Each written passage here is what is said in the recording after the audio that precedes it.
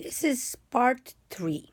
My name is Agnieszka Newton, the ex-wife of Timothy Newton, director of fabrication lab at Yale School of Architecture.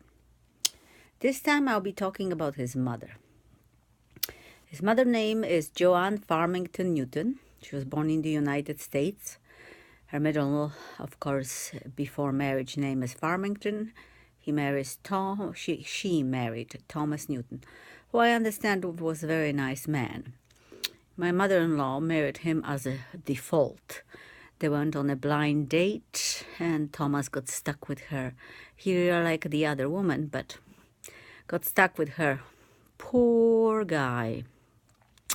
My mother-in-law is an awful woman. She's probably in her 90s. It's time to go 6 feet under, and she will, sooner or later.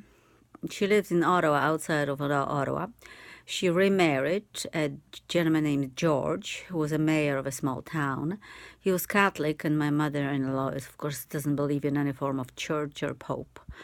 And George loved the pope, so I'm not so sure how did it happen, but poor George.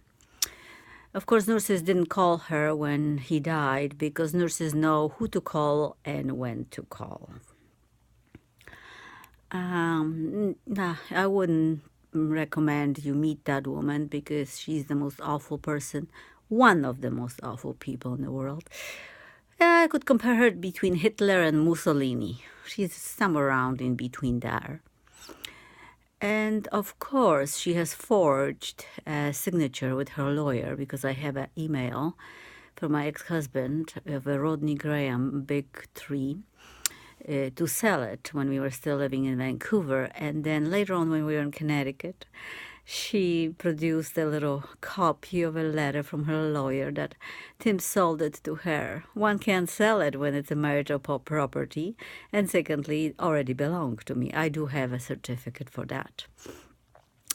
So I guess this will be it. Thanks. Bye. There'll be part 4 coming up.